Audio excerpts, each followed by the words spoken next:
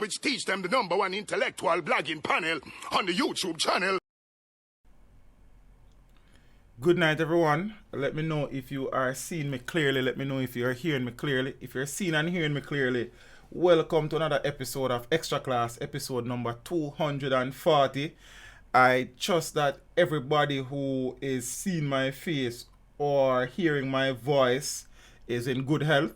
I trust that you and the family are currently taking the necessary precautions to mitigate against the possible infection of the coronavirus, COVID-19, and them good things. Yeah, so let me ask you peeps, we're there. We have a local stream this morning and thing, and we've been trying to put in some work from there and I try to get the gear them clean up and them something and working and things. The whole heap of little thing. Plus I run a small boat, turning a local ship, but then, you know what I mean, we'd have to keep it afloat. But we're there, peeps. Manners and respect. Seeing, whole heap of things. We will talk about some things. Yeah, so let me say, whole heap of little things. Some things, please, peeps, please share the stream and thing. But good night to the persons who are still at work. I trust that your shift will end soon and you will get home to your family in very short order. For the persons who are on their way home from work, I trust that you will get home safely. And for the people that are ready for listen to teach about some things, we have it jammed out. Jamrock, Jamaica land we love. Land of Food and Water, Bob Marley, Usain Bolt, Vice Cartel, Budgie Banton, Shelley and Fraser Price, Elaine Thompson, Portia Simpson Miller, Bro God and the works. Peeps, good night. Soon circle. Kaboom! Teach them! Always make sure the message reach them. You know which teach them the #1 intellectual blogging panel on the YouTube channel. Hey yo, yellow! Like, subscribe, and don't forget to click the notification button. Hey yo, we always up to something. Teach them! Hey yo, yellow! Send the message and make it reach them. It's teach them. Right here, Warlord representing.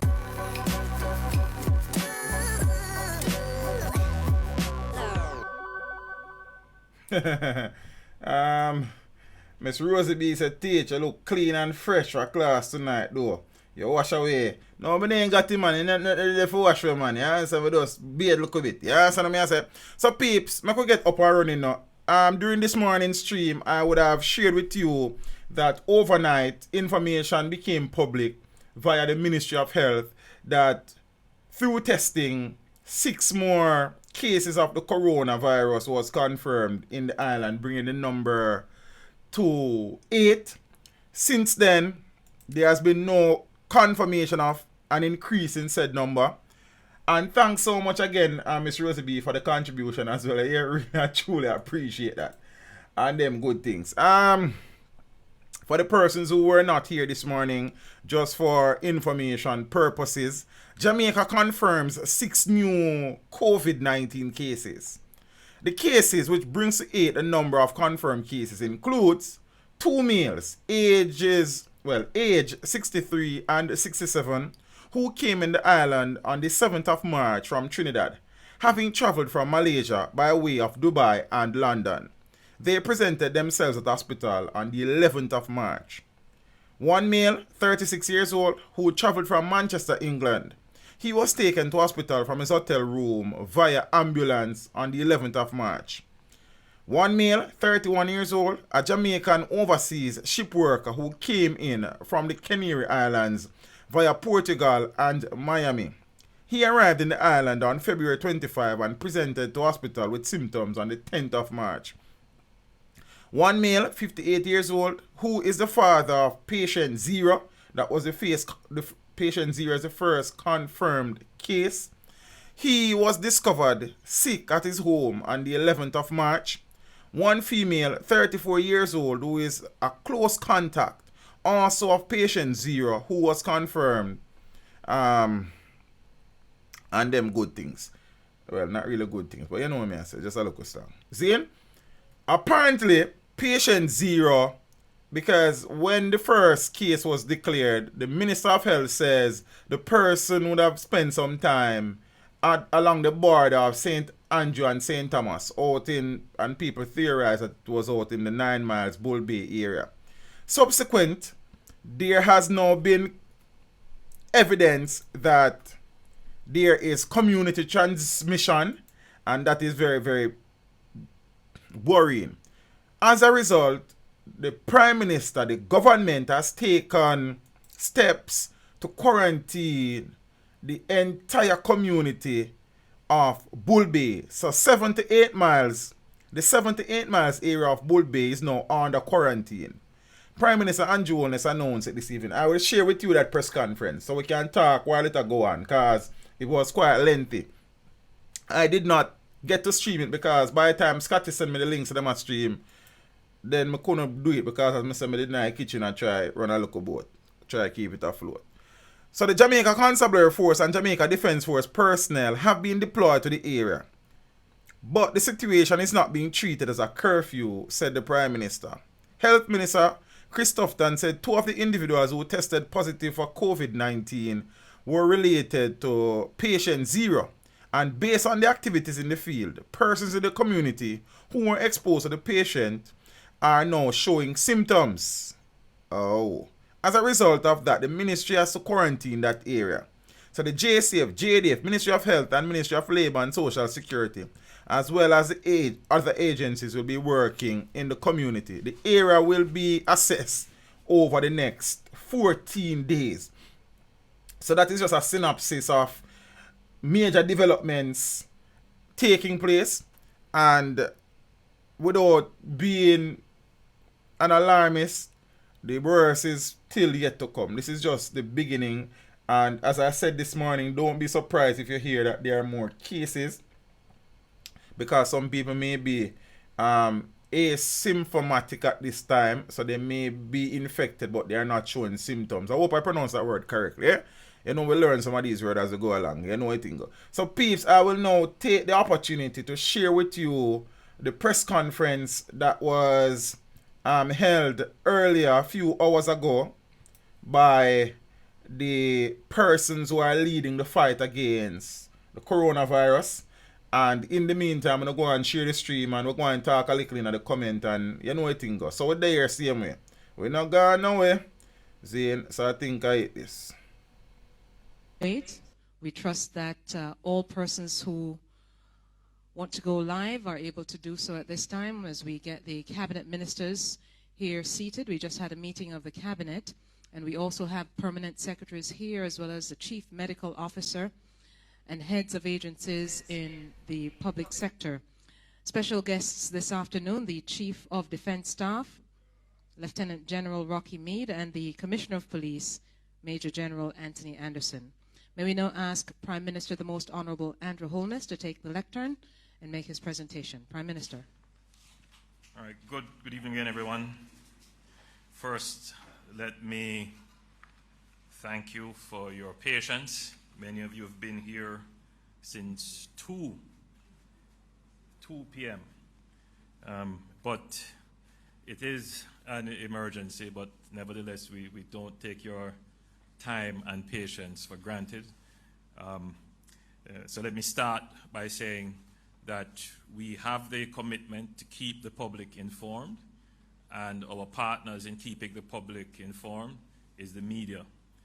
There should be a permanent staging area for such operations, and we have decided that that area is here. Some of our friends in the media, journalists, would recall that there is a media room, actually. Unfortunately, we had started the process of upgrading that media room, making it a much more modern and comfortable facility, but we are not yet complete. We are hoping that within another 2 weeks, we would complete the facility, and that facility would give us the ability to remotely deliver our press conferences. So you may not need to assemble to have the press conference. We could just do it online, and you get the live feed, high quality, and more conveniently, if it comes to that we can't gather as we're gathering now. So we're hoping to have that complete within the next 2 weeks. So it may be much more easy and convenient for media personnel. And I want to thank the members of the media who have been so far doing, I think, a great job in keeping the members of the public informed with what the government is doing. So let me welcome our viewers and listeners on the internet and those who are joining us live on TV and on radio. And of course, Jamaicans in the diaspora, and indeed, these days you just basically have to say the world that is watching. All right, so having put that out of the way, the Minister with responsibility for disaster preparedness and emergency management, that is Minister Desmond McKenzie, he has written to inform me that Jamaica is threatened and affected by the SARS-CoV-2, that is the coronavirus COVID-19, and that measures apart from or in addition to those specially provided for in the Disaster Risk Management Act should be taken promptly. Now, therefore, in the exercise of the powers conferred upon me as Prime Minister by Section 26(2) of the Disaster Risk Management Act, the following order is hereby made. 1. This order may be cited as a Disaster Risk Management Declaration of Disaster Area Order 2020. And 2, the whole of Jamaica is hereby declared to be a disaster area. Signed today, 13th day of March 2020. What does that mean? It is, given our legal framework, this now gives the government authority to take certain measures. One measure we are about to take, or would have already taken, is the quarantine of a community, which is the 7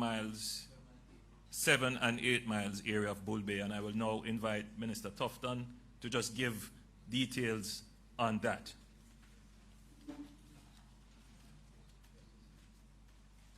Thank you very much, Prime Minister. Good evening to my colleagues and to all who are here.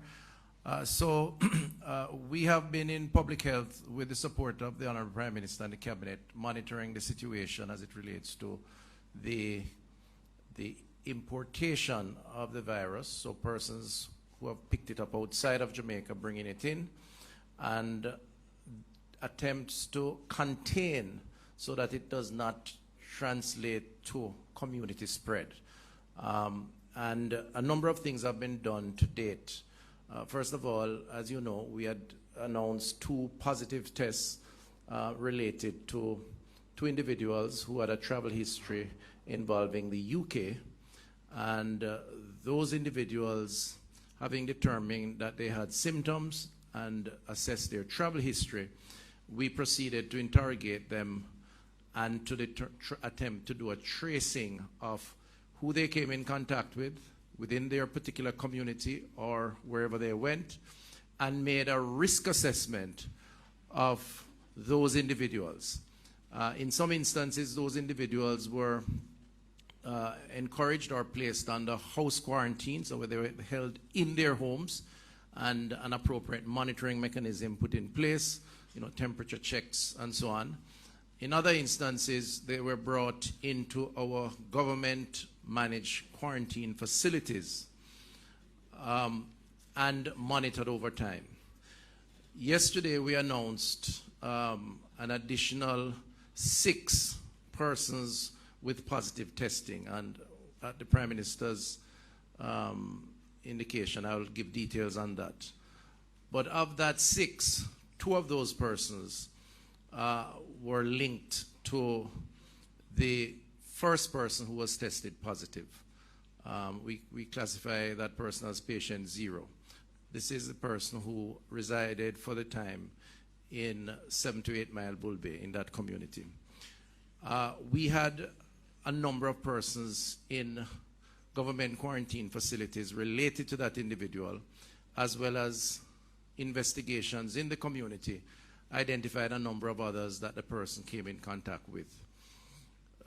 Up to today, based on the activities in the field, the medical team and the chief medical officer who is here led that process, determined that based on all the information that we have, persons experiencing symptoms, there has been some amount of community exposure sufficient to raise the risk level to a community transmission potential. In other words, there are a number of persons who are showing signs, symptoms that suggested that they were ill or are becoming ill, and that it could be related to that original individual. And the CMO is here. At some point, I'll ask her to comment more definitively on that. But what that translated to, therefore, is that we needed to contain the spread within that vicinity, and hence the decision that we needed to quarantine that 7 to 8 mile Bull Bay community, because we felt it was substantial enough. What that means, you're going to explain that, Prime Minister, or you want me to? What that means basically is that we would call on the other agencies of government as part of the National Disaster Response Committee that the Prime Minister chairs, a secretariat being, of course, in an ODPEM in the Ministry of Local Government. So the Constabulary, the JDF, the Ministry of Labor, of course, Ministry of Health, and other agencies to work with the community in a way that would minimize movement outside of the community, give all the necessary support to the community members, but effectively that community would be under a quarantine situation. And in the meantime, over that 14-day period, we would assess to determine the extent of the spread of the virus and apply the appropriate levels of treatment to those individuals. So that is essentially, in simple form, what the decision that has been taken as it relates to that community and why. Chris, why not just join me? Because you will have to go back and forth. So what it also means is that the JCF and the JDF has been deployed. There will be restrictions on movement in and out of the community. The Ministry of Health has made provisions to provide food packages, water supply where necessary, obviously medicine. This is not, we're not treating this like a curfew. And I want the citizens there to feel that the state is imposing a security cordon on them. This is for their own benefit as well as for the rest of Jamaica's benefit. The soldiers and policemen and women are appropriately geared, and I would ask CDS and the Commissioner if they would like to just give a brief description of what the operations would look like. CDS, if you would join. Thank you very much, Prime Minister. The troops have been deployed, JDF and JCF, to the community, and you will see us pretty much in the way you've seen us in the states of emergencies and zones of special operation, managing intersections and access points to the communities. The difference is going to be, whereas when we're doing a security operation, we would do check searches and allow people to proceed. In this case, we'll be seeking to restrict movement in and outside the community. Obviously, there are going to be situations where persons have legitimate reasons to be moving in and out, and in such cases, appropriate records will be kept, guided by the Ministry of Health as to what profile of persons may be allowed to enter and exit, and what documentation that will need to take place. But generally speaking, there will be more restrictions on people being allowed to enter and exit. As was indicated, provisions will be made by the Ministry of Health, and to make sure that the communities the community is well served. What we ask, as usual, is that there be cooperation with the members of the security forces, as the Prime Minister has indicated. In this particular case, we're trying to protect the community and trying to ensure that we don't end up with unnecessary spread of the virus to the extent that it is there. So we ask for your cooperation with the security forces. Thank you. So over the past few days and probably the past week, we've been taking some of our members through specific training to do this type of operation. So those people have been deployed now for this purpose. And it's really, as you say, to protect the wider community of Jamaica and protect those people inside and just slow or reduce the chances of transmission into and out of the community. Obviously, our own members will be taking precautions to protect themselves as well. And so it's really important that people cooperate with our verbal instructions so that we can have everything running smoothly. As I say, it's all for in everyone's best interest and for everyone's protection. I'm going to invite the CMO to join me. Thank you, gentlemen. CMO, because I think the public would be curious to know what would be the operations inside the zone from a health perspective, and how many persons are actually suspected within the zone. So I'm going to ask our CMO to give that detail. Good evening, everyone. In doing our contact tracing, we have detected over 30 persons within the community that have had contact, direct and pretty close contact with our index case. And of those 30 persons, we have about 8 persons that are symptomatic right now.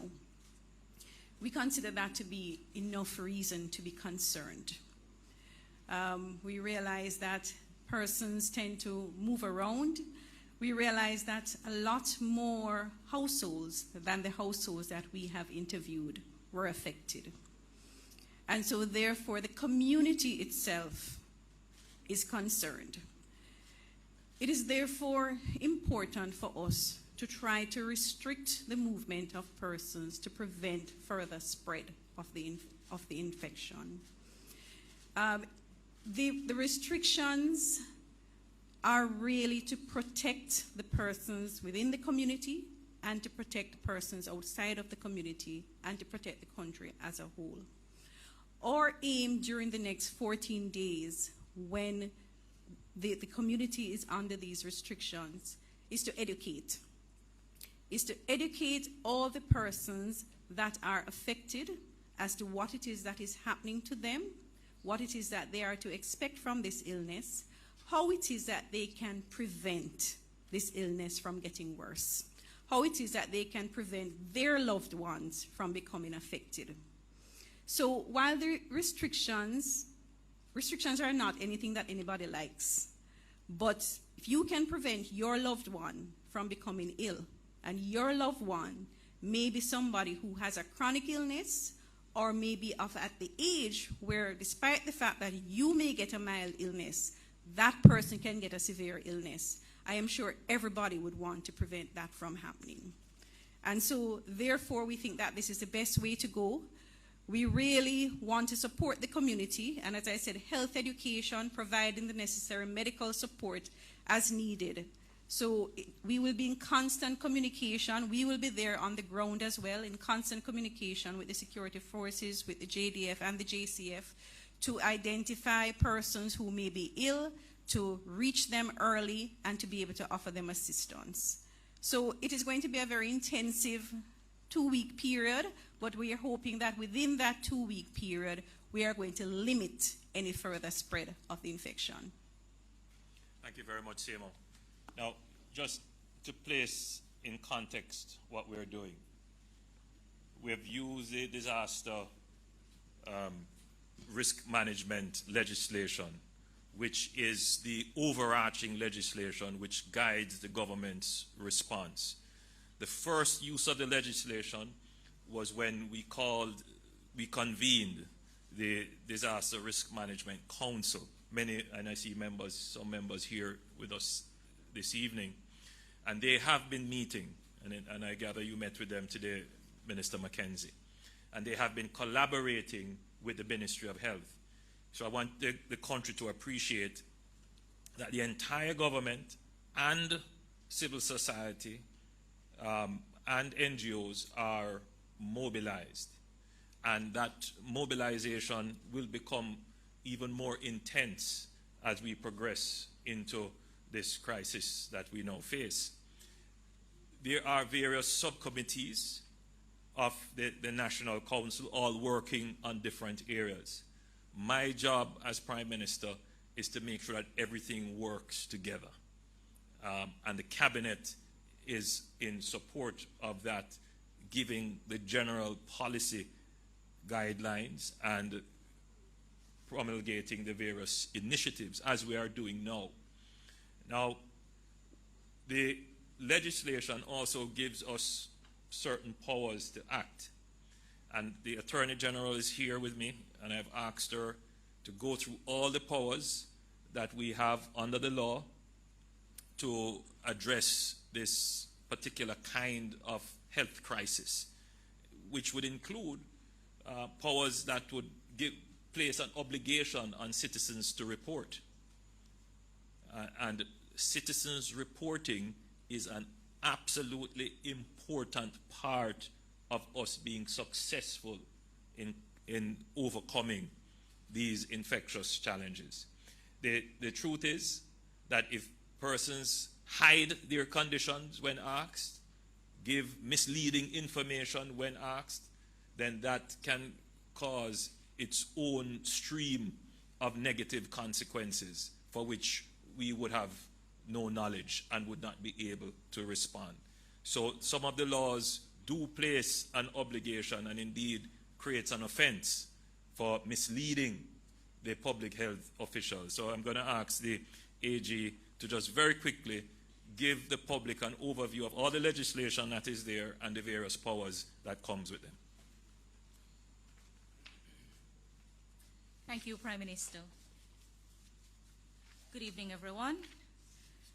In respect of the laws that we have, starting with the Constitution, of course, you'd be aware of Section 69, which gives the Cabinet as the principal instrument of policy and with responsibility for the overall direction of government and overarching power to determine comprehensive policy. We also have Section 20, which empowers the Governor General to issue a proclamation declaring a state of public disaster. But we have not gone that route. Instead, the Prime Minister has utilized the powers under the 2015 Disaster Risk Management Act to declare the whole of Jamaica as a disaster area, consequent on the notification he got from the Minister of Local Government and Community Development. Then we have the Emergency Powers Act, we have the Public Health Act, giving responsibility to the Minister with responsibility for health and also to the local board. And essentially those are broad investigative powers in relation to disease and the prevention of disease in parishes, and to do, more importantly, whatever is necessary to arrest the spread of disease. The Minister of Health also has responsibility, after receiving a report from the Central Health Committee or the local board, in respect of any threat, to issue directions, and the Minister has already activated those powers to enforce measures to prevent and mitigate the spread of this communicable disease. The Public Health Act, again, authorizes the medical officer health or persons authorized in writing by the Minister of Health or the local board the right of entry upon any private premises to take action considered necessary in the interest of public health. So it means... Say that in standard, right, in standard which Jamaican. means that if there is suspicion that something is happening in your private places, the minister may authorize entry there to investigate. It requires no warrant. It doesn't need your permission, because the step is being taken to prevent the spread of the disease. Minister of Health also is making additional regulations in relation to the treatment and prevention of this communicable disease, the isolation of patients, disinfecting and closing and destroying, if need be, of buildings which are in which infected persons have lodged. So if it's a stall, if it's anything, if the powers and the assessment require destruction, the minister is authorized under law to do so. I want to, with the Prime Minister having declared Jamaica as a disaster area, I just want to remind persons of specific duties. So under the public health food handling regulations, and in particular regulations 27, 29 to 32, operators and employees of food establishment, handling establishment are under duty to be free from this COVID if you're working in the food establishment. So you must take every step to prevent yourself from coming into contact with persons who are suspected of having the disease.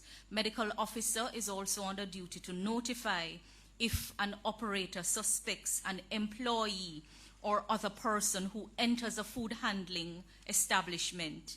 If that person is suspected of suffering from the COVID, the operator and employee can also be required to be medically examined. And if you are so required, I have to tell you, you really have to comply. The minister will advise of his amendment to the Class 1 notifiable disease order shortly to specifically include the COVID-19. The tourist establishment regulations. Could you explain what the implication of that? So essentially, the Public Health Act, the Quarantine Act, the Public Health Act specifies a number of diseases, and in the last time the notification was done, I think, was when we had the threat of Ebola. So now the minister has moved to formally utilize the powers under the law. So this is not just informal operation, and it activates all of the provisions of the law and all of the powers, and the powers are very large. Essentially, the minister can do whatever is required to contain the disease. So including reporting. So this is a disease for which you must report.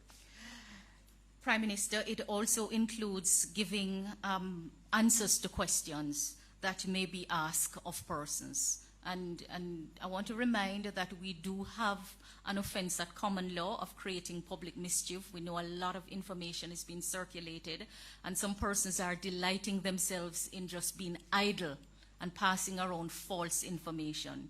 You do so at your peril, because every constable is now authorized to enforce all of the laws in relation to the Quarantine Act. Specifically, Section 12 of the Quarantine Act places a duty on every constable to enforce compliance with any order, instruction, or condition that is made or imposed under the Act, using force if necessary. And they can enter your private premises to so enforce. So there is really no room to hide, and we're asking everyone to cooperate, because the government must act and must take every step necessary to safeguard you. To go back to duties that are imposed under the Public Health Tourism Establishment Regulations, Regulation 30, there is a duty to report to the medical officer where there is suspicion or confirmation of the COVID or any other communicable disease. And owners and operators must report. I know Minister Bartlett is already aware and is taking steps to circulate it to players in the industry. Then we have our hairdressers and our beauty therapists and our cosmetologists and beauty salons. We do have a regulation which specifically speaks to those operations. Regulations 11, 13, and 14 in particular imposes duties on the beauty therapist, the cosmetologist, the hairdresser, and the local board to ensure that you are not contaminated and that you are not contaminating anyone. So you are under duty to be free from this disease when working in your capacity as a beauty therapist, as a cosmetologist, and as a hairdresser. And please note that the local board can revoke your license if you're found to be suffering from this disease.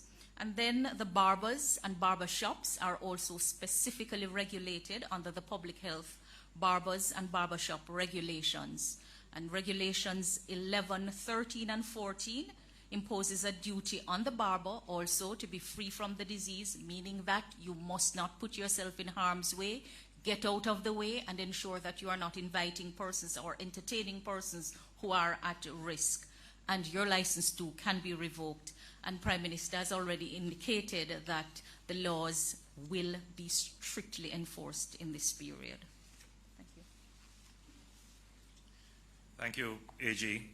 We went through that brief overview, and we will produce documents and videos and memes for social media so that everyone is aware of the state in which we are now operating. And just to reinforce the point, the government has a very high duty and obligation to enforce the law, and we will enforce the law.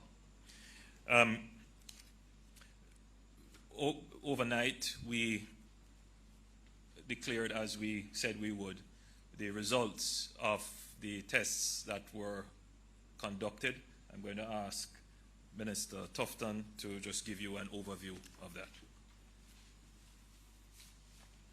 Thank you very much, Prime Minister. And just listening to the AG and the awesome powers that she has bestowed on me, according to law, I'm almost intimidated. But I want to say that I will take no decision without the counsel of the Cabinet and the Honourable Prime Minister and all the necessary advisors in the ministry and otherwise, and it will always be in the best interest of the country, just for the record. So we announced as soon as we got confirmatory tests, and I want to emphasize, because again I saw a number of social media postings prior to our posting the results, suggesting that we had more positives. And part of the difficulty with that is that the tests are administered, which gives you a preliminary result and a confirmatory result. And for whatever reason, there are persons who had access to the preliminary results, and the impression was given that somehow we were withholding. But we don't do that. We have made a commitment to be as transparent as possible as it relates to this issue. I had to wait until I got the confirmatory results, and that was not available until much later in the night. And as soon as we got it, I had consultations with the Prime Minister and he with the Cabinet members, and the decision was taken to release within a few hours of getting it, just to clarify. So the results are as follows. 2 males aged 63 and 67 who came into the island on March 7th from Trinidad, having traveled from Malaysia by way of Dubai and London, and they presented at hospital on March 11th. 1 male, 36, who traveled from Manchester, England. He was taken to hospital from his hotel via an ambulance on March 11th. 1 male, 31, a Jamaican overseas ship worker who came in from the Canary Islands via Portugal and Miami. He arrived in the island on February 25th and presented to hospital with symptoms on March 10th. And 1 male, 52, who is the father of the first patient who was confirmed with COVID-19. He was discovered ill at home on March 11th. And 1 female, 34, who is a close contact also of the first patient was confirmed similarly so, based on the contact with that first patient. I should note, and this is a point worth making, that we have patients in isolation in Mandeville, St. Anne's Bay, Cornwall Regional, Chess Hospital, and the University Hospital of the West Indies. And I make the point, not just to be transparent, but to say that the public health system does have the capacity to provide the isolation services that are required, the personnel to provide the appropriate levels of services in these institutions. Now, I know these numbers are small and they are expected to rise, but it's an indication of a trial run, if you will, in preparation for what may have to be the case later on. And then, of course, in terms of quarantine, the team has been out in the field in the respective areas, interviewing, collecting information, getting information from those patients, and by extension, therefore, developing the contact profile for others to determine how to proceed in terms of moving forward. Thank you, Minister. Yeah.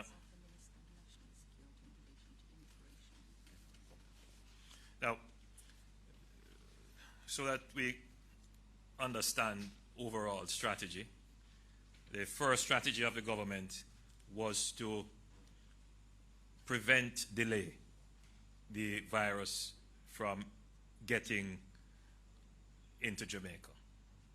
And we acted very early, putting in place travel restrictions and managing our ports, specifically as it related to cruise ship docking in Jamaica. And I believe we've been very successful. In fact, we would have been 120th or something like that out of the countries in the world for it to come to our shores. But we always knew that it would come. Our strategy was to delay it as long as possible. So now we are into the phase that we can conduct effectively contact tracing. So we want to use that as far as possible, CMO, to contain. And what we're doing now are taking all the measures within the next 14 days. We are in that 14-day period of containment. And we're going to try as hard as possible to contain it. And the two strategies of prevention and containment, they have to work together for some time. And therefore, we wish to today announce that we will impose a travel restriction on the United Kingdom. The Minister of Foreign Affairs is here if you would want to join us, if there might be things you would want to explain. I'll ask the Permanent Secretary in the Ministry of Health if you would want to join us as well to explain what that means, the travel restrictions. You would want to explain it? Well, I could start, but it's really Health that does the declaration.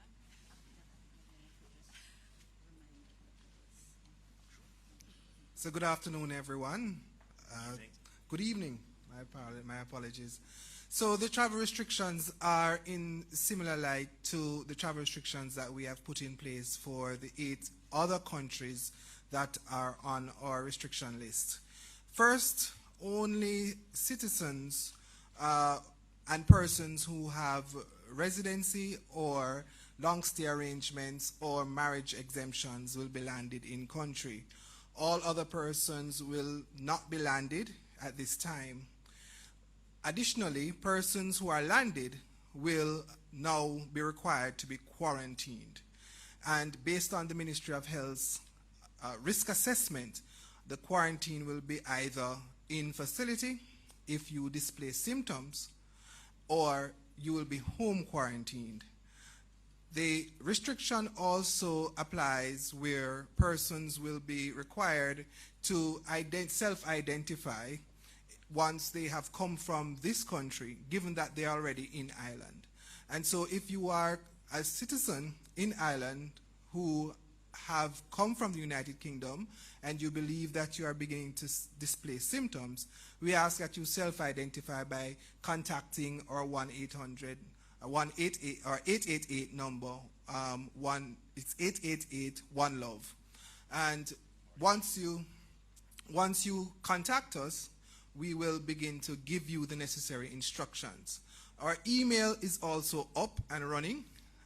It is covid19@moh.gov.jm, and we ask that citizens who believe that they are affected or because of their travel history, that they take the necessary actions to inform the health officials within these medium that we have advised. Thank you. AG, you would want to just make your... Prime Minister, ladies and gentlemen, just to say that in relation to travel restrictions, there are powers under the Immigration Restrictions Commonwealth Citizens Act, and also under the Immigration Restriction Commonwealth Citizens Act and Immigration Restrictions Commonwealth Citizens Regulations under the Alien Act as well. And essentially, a health officer or an immigration officer may declare a person a prohibited immigrant because of that person's condition in relation to a communicable disease. The immigration officer, health officer, as well as the minister with responsibility for immigration, who is the Minister of National Security, in respect of a prohibited immigrant who has the disease, may exercise discretion to allow them or to deny them stay on the island, and also to subject them to quarantine and isolation. The Minister of National Security will also be exercising his powers in relation to the promulgation of regulations for the ports of entries and the times and places and conduct of inquiry or examinations, medical or otherwise, in respect of persons entering or persons desiring to enter the island. And if need be, we will also activate the powers to have removed from Jamaica anyone who's declared a prohibited immigrant as a result of the disease. And generally, the immigration officers are instructed and reminded of their powers to refuse to land anyone where the health officer certifies that they are undesirable in relation to the disease. Thank you, AG. Thank you, Prime Minister. The Permanent Secretary did his usual creditable job in clarifying or laying out the criteria for the travel restrictions. Essentially, they follow the exact same lines as the restrictions in respect of the other countries for which Jamaica has imposed these restrictions. Just to clarify that when these announcements are being made, there are likely to be planes in the air from the United Kingdom. So these planes will be landed, but it is anticipated that flights that would be scheduled for tomorrow and going forward, that those will take, or rather the restrictions will be applied there too. It would not be appropriate, reasonable, or perhaps even possible without legal consequence were we to apply them prior to the airlines being notified. And accordingly, those processes are already underway, having been triggered by the ministry responsible for tourism and the other relevant agencies and departments. Thank you very much, Minister Johnson-Smith. One of the things I want the public to see, to understand, to appreciate, is that though there is a crisis, there is no breakdown in law and order or the functioning of the state. In fact, what we're doing is using law to create order by ensuring that the state functions. And which is why we have gone through with a fine-tooth comb to make sure that we are well aware of the legal framework in which we are operating. Why? Because there will be life after COVID.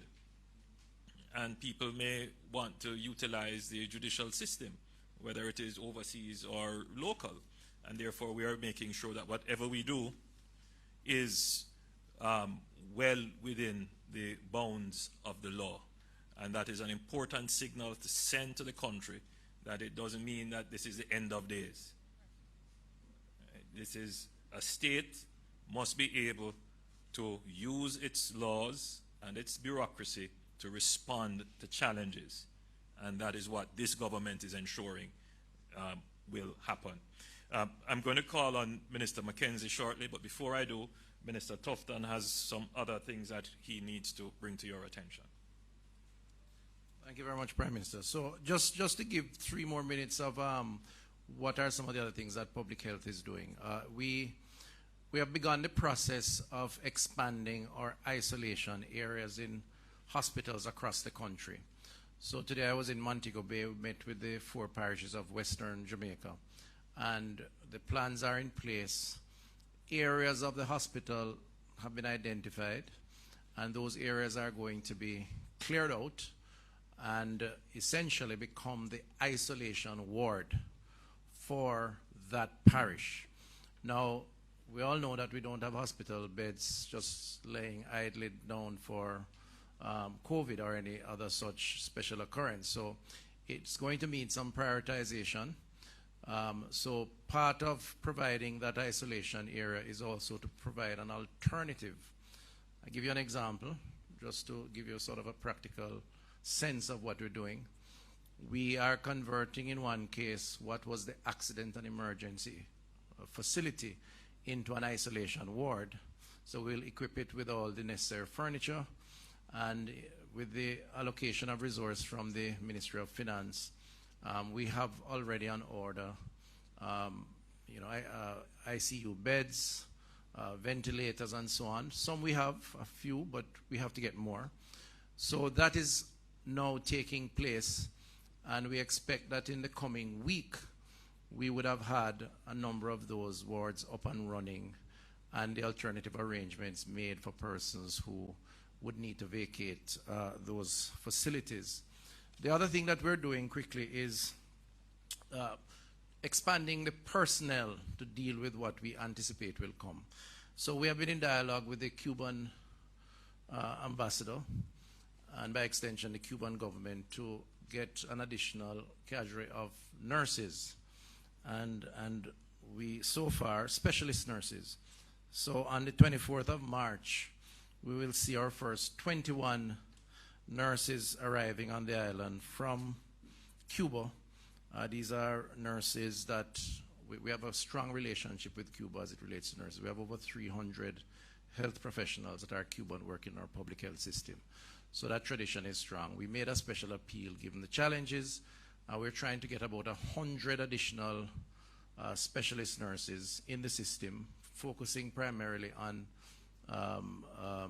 high-intensity units or ICU units. So the first 21 will come. We're also in dialogue with retired nurses, and I want to use the opportunity to encourage our professionals who have reached retirement age but still very skilled and experienced.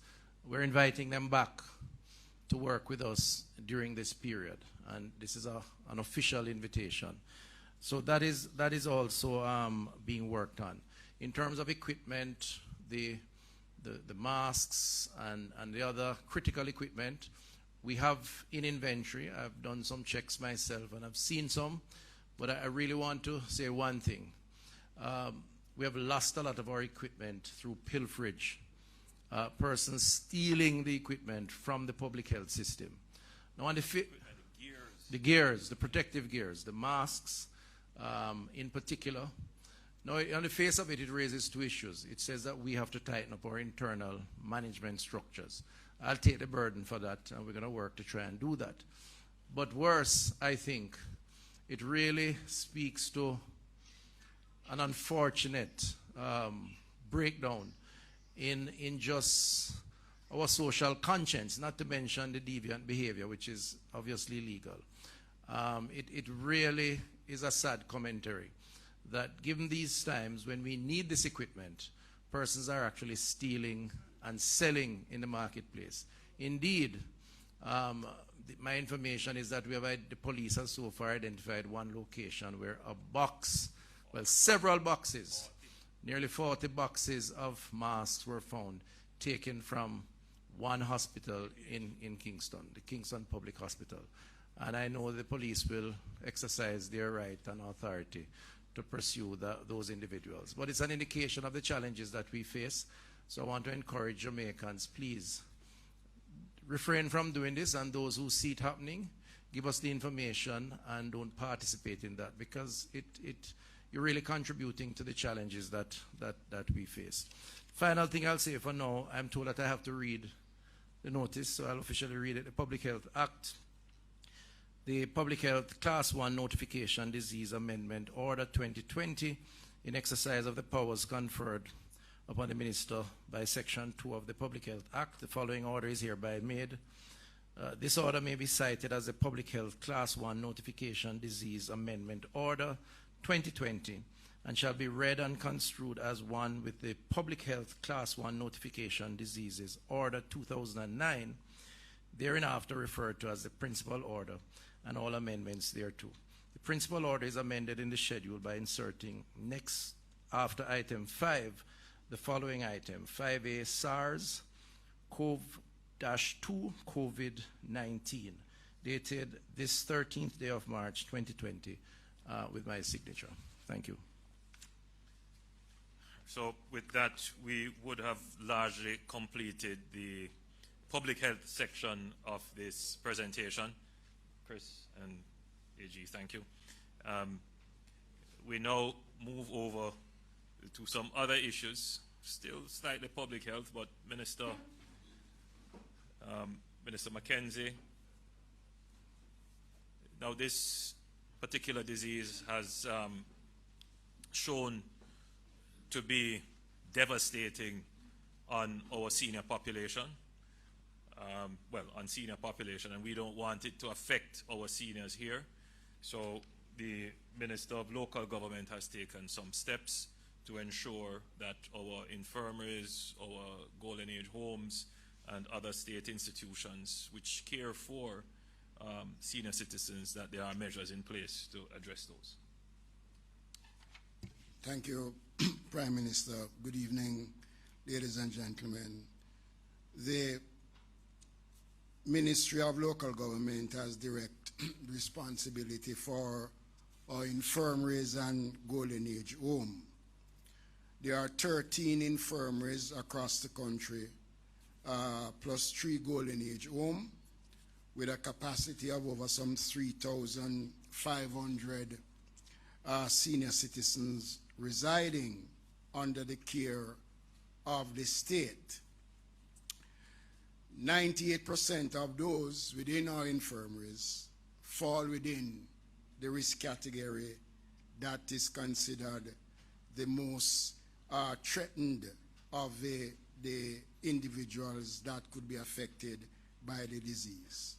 Therefore, the ministry has taken the following decisions with immediate effect: to restrict access to our infirmaries for the next 14 days. Now, we are doing this because a number of persons normally visit our infirmaries, not just Jamaicans, but foreigners. So we are restricting visit to our infirmary for the next 14 days. And the next 30 days, we are also restricting new residents to our infirmary. So it means that persons who have already been interviewed and identified to be accepted to our infirmaries, we will be putting a hold on that for the next 30 days. Also, we are establishing isolation areas within the infirmaries. At least 4 infirmaries presently have that facility. Those infirmaries that are without isolation areas, construction will commence immediately, working closely with the Ministry of Health in putting in the necessary infrastructure to facilitate an isolation area in our infirmaries. We are also working with the ODPEM and the Jamaica Defense Force to commence a comprehensive sanitation of our infirmaries, and we are also moving further to create a temporary employment program in our infirmaries and Golden Age home to have cleaning on a regular basis of our infirmaries.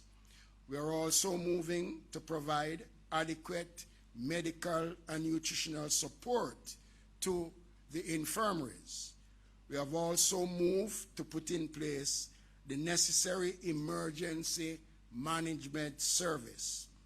The Jamaica Fire Brigade is equipped in 5 parishes to provide ambulance services, and those areas without ambulance services, we have already contacted and make arrangements with private operators to provide those requisite service if and when those services will be required.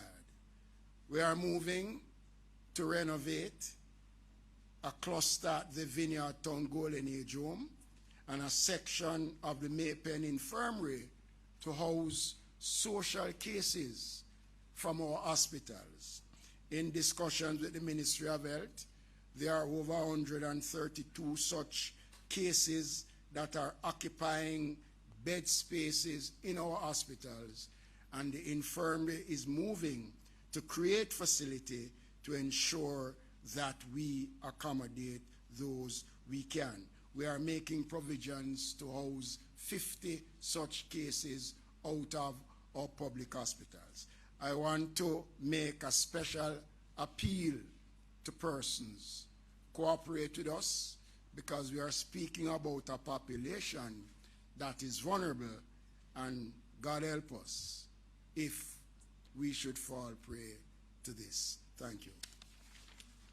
Thank you, Minister Mackenzie.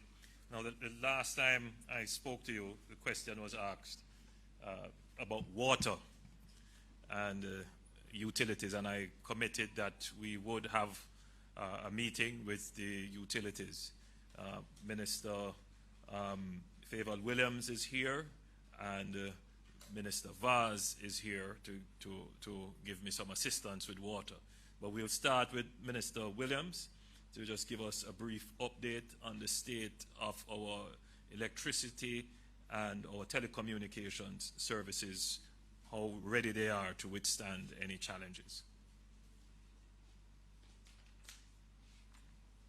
Thank you, Prime Minister. Good afternoon, everyone, or good night, everyone. So I met today with the telcos and had a teleconference with JPS. In terms of the telcos, they went through with me their emergency and business continuity plans, which included identifying critical team members, ensuring that they had redundancy, ramping up their monitoring of the network, and pretty much treating the situation as a disaster. And I heard this from both companies. They've also indicated that to the extent possible, they are requiring persons to work from home and ensuring that this is so. In terms of what it is that they'd be able to do in short order to increase connectivity or bandwidth, they are going to be looking at their networks to see what they could possibly do. In terms of the interface with the customers, they were going to put on additional persons to be answering calls. They also agreed that for the numbers that the Ministry of Health has published, persons will be able to get access to those numbers even if they don't have credit on their phone. And I want to take this opportunity to remind you as well that all the government websites are zero-rated, meaning you can get access to them even if you don't have a data plan. In terms of JPS, had a teleconference with them and the team. They've also activated their emergency planning. I'm pleased to report that the important issue of having capacity, they have indicated to me that they have the biggest margin of capacity they've ever had in the system, meaning they have some 300 megawatts above the peak demand, and if necessary, there's an additional 60 megawatts on standby if needed. They've activated their business continuity. They're ensuring that their system control center is adequately manned. They're looking at just different ways of ensuring that they stay on top of things. For example, they said for the system control center, which is the heart of their grid management, that they'd be working from 3 locations, of which 2 are backup locations, that they have some 90 days of food supply. They're in touch with all the independent power providers to operate from an emergency basis as well. They've put in place, from a financial perspective, they've put in place their emergency cash planning and cash strategy. So that means they are already in touch with their bankers to ensure that there's smooth sailing that way. And let me just add as well, Petrojam. We've spoken with Petrojam as well. Petrojam has indicated that for all their products, there is adequate supply. And as of yesterday, when I spoke with them, there were no issues that they saw on the horizon in terms of supplies. We have an agreement that of all the entities that I've spoken about, that we will be in touch daily, if there's any update from their side as well as from the government side.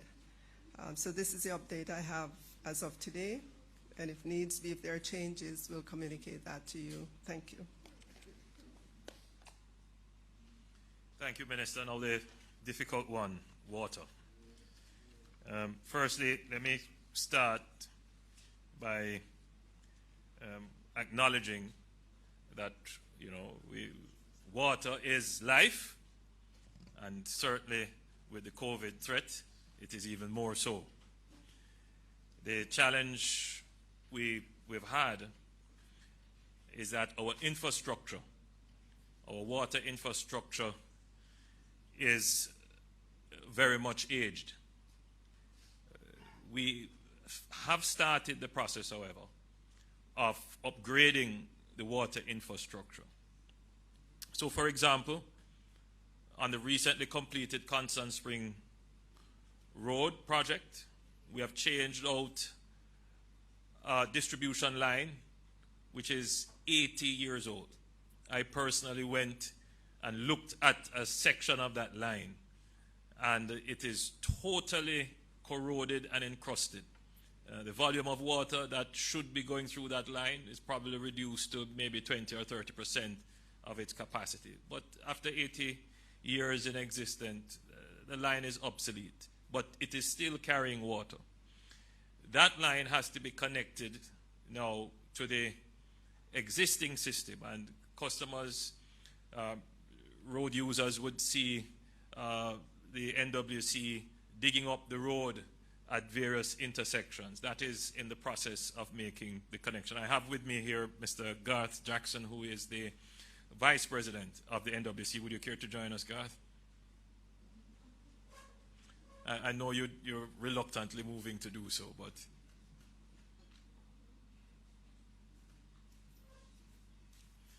So that's part of the challenge we face.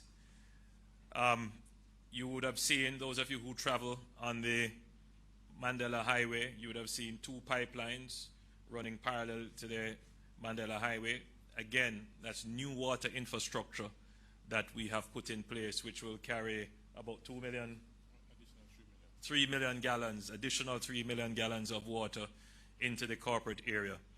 They have just connected into an existing pipeline along the Washington Boulevard that would see communities off Washington Boulevard and off Mullines Road being their service improved. The major challenge would be for communities off or along Spanish Town Road going into downtown Kingston. That line again is probably over 60 years old. It cannot take any pressure. So though it is carrying water, if it were to carry water under pressure, which means that the water would be able to go up 2 or 3 stories, then that pipe would break. And you would see them digging up Spanish Town Road from time to time trying to patch, and that is because whenever the pressure is increased on those pipes, they break, or when there is no water in them at times, they collapse. That just tells you that those pipes have to be abandoned. We have allocated and started the process of procurement. Well, we have passed that procurement process. We have almost awarded the contract. Just about awarded a contract for $60 million US. And that would mean replacing that main. It will take a year to do. I can only but tell you what the reality is. In the interim, we have to put in mitigating measures. I have gotten numerous calls and complaints about Mandeville.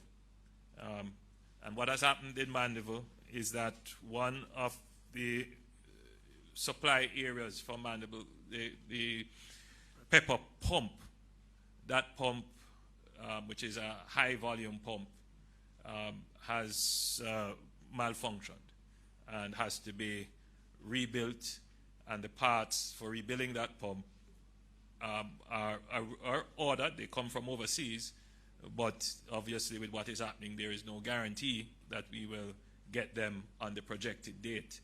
It is projected that we should have the parts to complete the repairs by Wednesday of next week, and that they could do the installation on that weekend following.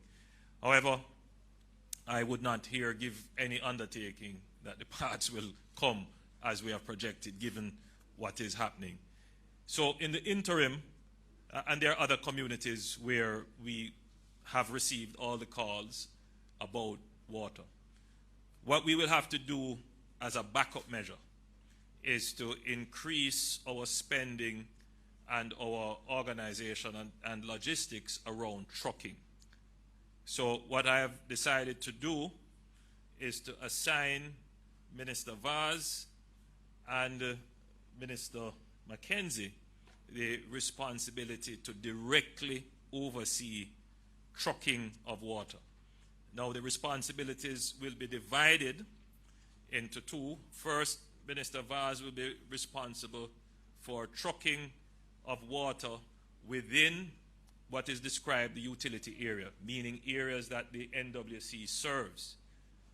And customers, specifically now, public bodies, so, well, school is out for 14 days, but the essential services, our police stations, our hospitals, our clinics, health centers, correctional services, the infirmaries, libraries if they continue to remain open, public offices including the Inland Revenue, and all public buildings that require water but are not being served by the NWC, though they are within the utility area of the NWC. Minister Vaz is to develop a plan and a schedule and have those public bodies and essential services informed as to how they will get their water from a trucking schedule. Minister Mackenzie will be assigned the duty of ensuring that communities that are outside of the utility zone, those that are served by minor water supply but are not getting water, that there is a trucking schedule in collaboration with the municipal corporations to ensure that there is a routine, reliable schedule of trucking for water. I'll have both of them say a few words on that. However, we recognize that the government simply does not have in its stock all the trucks. In fact, we have very few trucks, and so we have to depend on private contractors. And I suspect that within Jamaica there are several persons who own water trucks, and the government is now putting in place a program to have payments done in an expedited way and in a seamless way, because the challenge has been in the past that private contractors would come on, they would provide their trucks, but it would be difficult for them to get payment. We have worked that out now, and Minister Vaz will be in charge of that. We will not sacrifice or in any way lessen the requirements for the sterilization of the trucks. All trucks must be sterilized. So I'm going to now turn over to Minister Vaz. Thank you very much, Prime Minister. Colleagues, I think, Prime Minister, you said most everything. As one who represents a rural constituency, I'm very aware of the challenges that are there, both in terms of the major water supplies, which is the National Water Commission, and the minor water supplies, which is served by the municipal corporation. What I think we have to do, especially in these circumstances, is to have a cohesion in terms of how we plan and deliver the water, and most importantly, that people can be assured that they will get paid on a timely basis, because you are now working with private sector demand as against government demand. So if the private sector is paying and paying quickly, then obviously it will lessen our chances of getting the trucks that we need.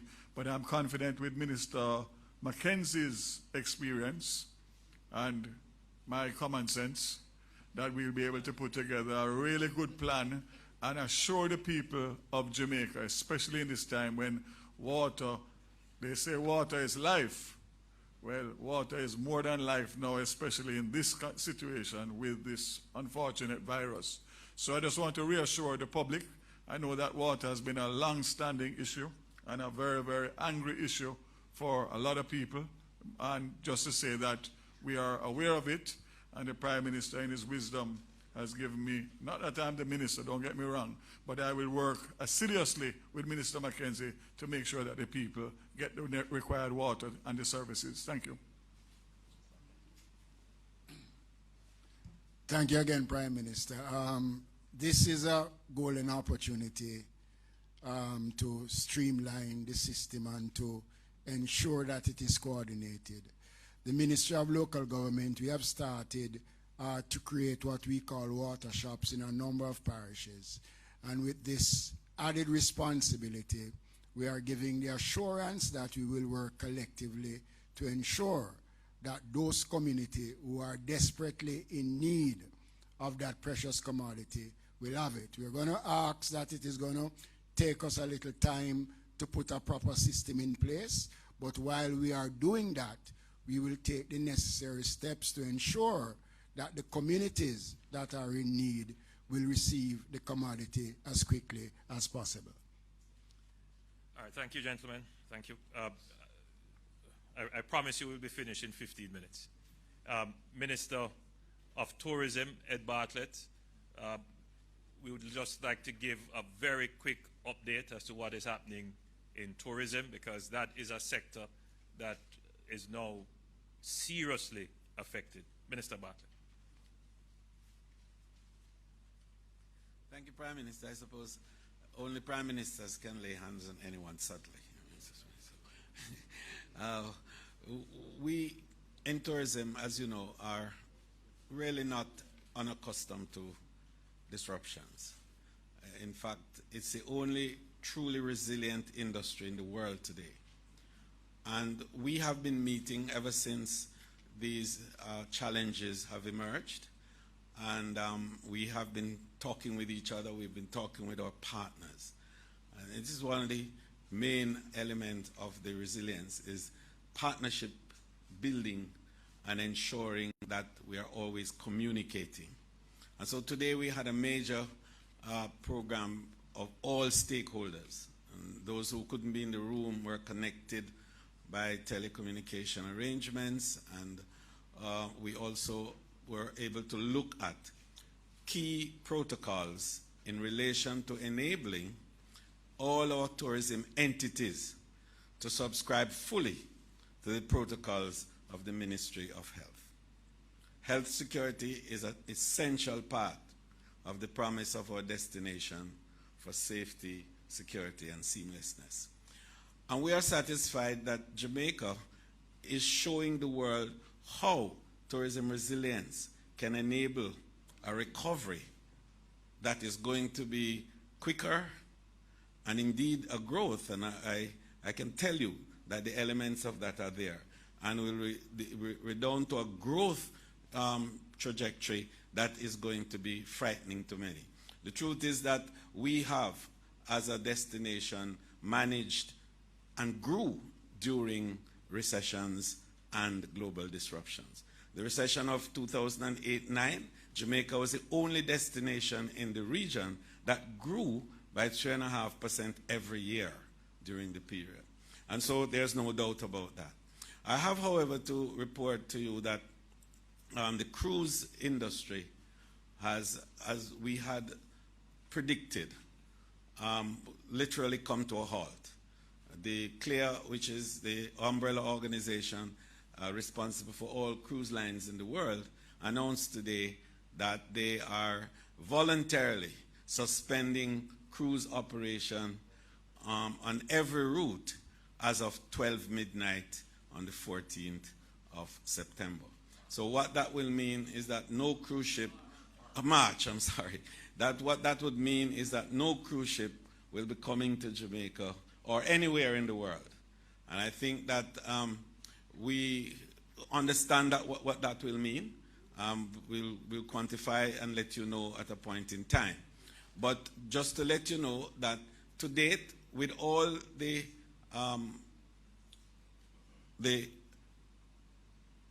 travel advisories, and in our industry, that's what we talk about, travel advisories. We don't talk about restrictions or banning or those, we say advisories. So all the travel, the elevated travel advisories that we have had to deal with, that in all of it, your country is still holding its own. Because to date, we are still growing at 3% over last year. And I think that going forward, there will be some challenges, but all our partners are saying that by July or thereabout, we hope things will turn. And after that, they all will be selling Jamaica. Thank you, Prime Minister.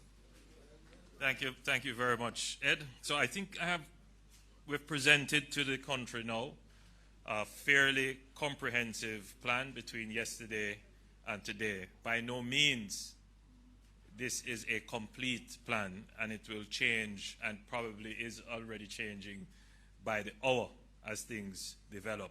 We will respond. Let me just share with you briefly what my outlook is, and to prepare the minds of Jamaicans. We will see an increase in confirmed cases. We will see an increase in suspected cases. But I believe that the measures that we have taken has flattened the curve.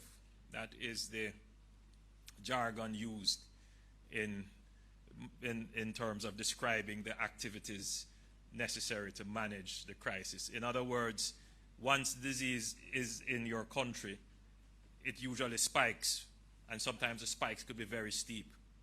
But if you put in place, especially within the first 2 weeks of the discovery of the disease in your country, providing that you had very good surveillance from the start, then instead of having this, you could have this, which is a much slower pace of increase in the infections.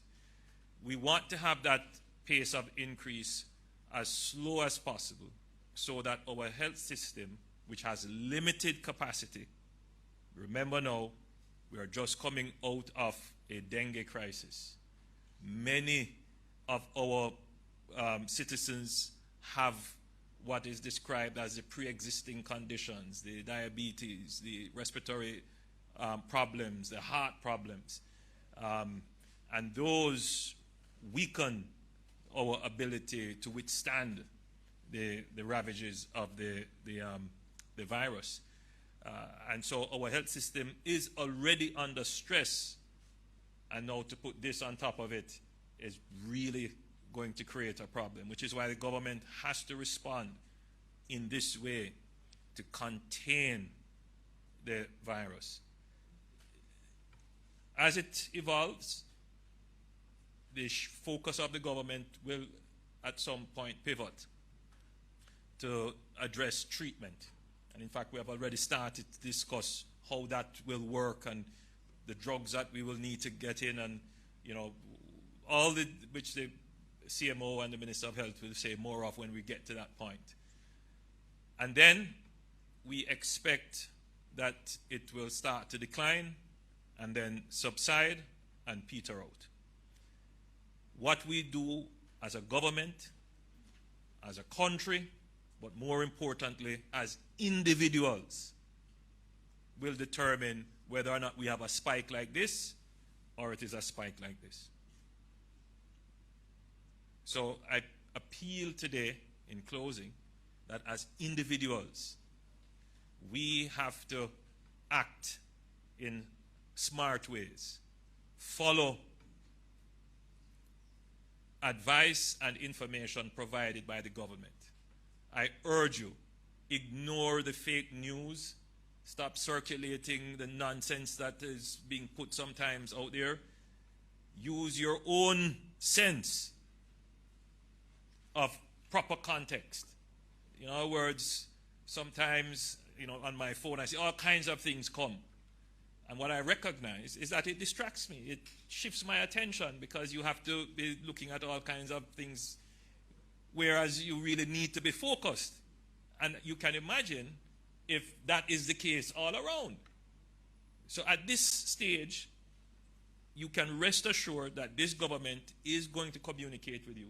We are going to use all channels to provide you with correct, legitimate, accurate information and timely information, no matter what hour of the night. Minister Tufton and myself were in communication at about 11 o'clock last night, and then we communicated till about 1 o'clock when we made the release. So we are up and we are working because we recognize that in the absence of information, there is a vacuum that will be filled by people who have sometimes, sometimes it's political, but sometimes it's just mischief. And we can do without that at this stage. I urge you to take your information from credible sources. The government of Jamaica should be your first credible source of information.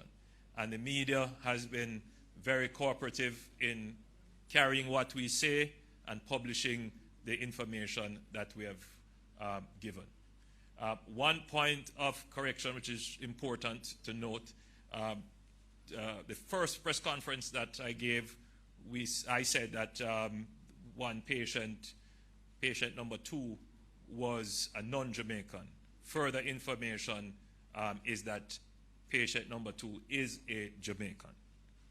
Right? So that's for accuracy and completeness. But of course, with a travel history coming from London. So that's very important that we clarify. And you can rest assured that if we get it wrong, once we discover, we will come and tell you this is what the situation is. So we are now in the trust building phase exercise. This is what it is, so that the public can just act on what we say rather than having to second guess and use information from sources which are not verifiable sources. All right? My own view is that if we're successful in these 14 days and every citizen follows the quarantine reports. I know the challenge of reporting to the Ministry of Health through the lines because everybody's calling in. That will improve as people realize that the panic phase is not necessary and people use the lines with discretion. In the interim, send in your email so that we know. If you feel ill, and I've seen a case where persons panicked, they felt ill, and they left their house, took a taxi, wanting to go to the hospital. That is just transmitting the disease. If you feel ill, the first thing you should do is isolate yourself. Then get persons who are probably close to you to make a call on your behalf if you can't do it. Get through to the health system and we will respond to you. But don't just turn up at the hospitals because that is just further spreading and contagion. Keep social distance. Very important. And the recs up, I've seen 6 feet and I have seen 3 feet. Well, I would be right in between 3 and 6 feet. Wash your hands regularly. There's a lot of complaints out there that hand sanitizers, but that is being worked on. We will get those in, and they are manufactured here locally. We are working behind the scenes to iron out all the kinks. Of course, just keeping a positive outlook and a good frame of mind will help. I'm confident that we will get over this and Jamaica will, my own view, and I think that it is almost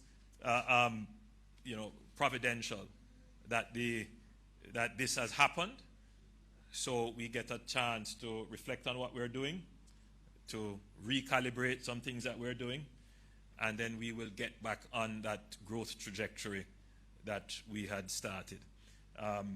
The Minister of Finance, I know, is working very hard. He gave his press conference yesterday, and the Cabinet on Monday will discuss further measures, refine them, and then we'll come to you.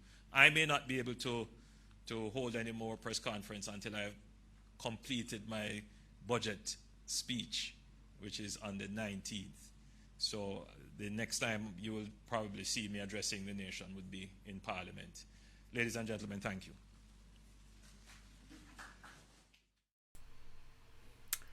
Wow, that was long. But the reality is that there's a lot of information that was disseminated there. And I'll say this publicly. I know that there are many persons who have the view that the government could have and should have done certain things before now and ban every flight. Some of these things are not as practical as you would think. Some of these things, they don't just get up and do them so for various reasons. Yeah? However, despite those critiques, and as I said, I am of the view that some things could have been done a little bit differently and earlier and things. The reality is that looking on so far, I see where even if some things are late, they are actively trying to get things in order with the limited resources we have and manpower, whether human or economic resources. I really and truly get a feeling that there is something that is being done. It may not live up to some people's standards, but in my own humble opinion, out of observation, I know I don't really think very much of politicians. I think that the authorities have been trying, and I think that if we come together as a people, we can try as best as possible to limit the effects that COVID-19 will have on the Jamaican population. That is just my opinion. Yeah. So they would have told you almost everything. Not much for me to add except to share. Now, I have been trying to get myself together, you know. Sizzler, Zane, I have been doing a few little things. I have been trying to get the info. I've been trying to do the right things and stuff. So I'm alright, man. I'm good. And thing. You understand? Few little things need to be sorted out. But we're balanced, man. We're survivors, you know. So you know what thing go. If the worst come to the worst, we live it out, man.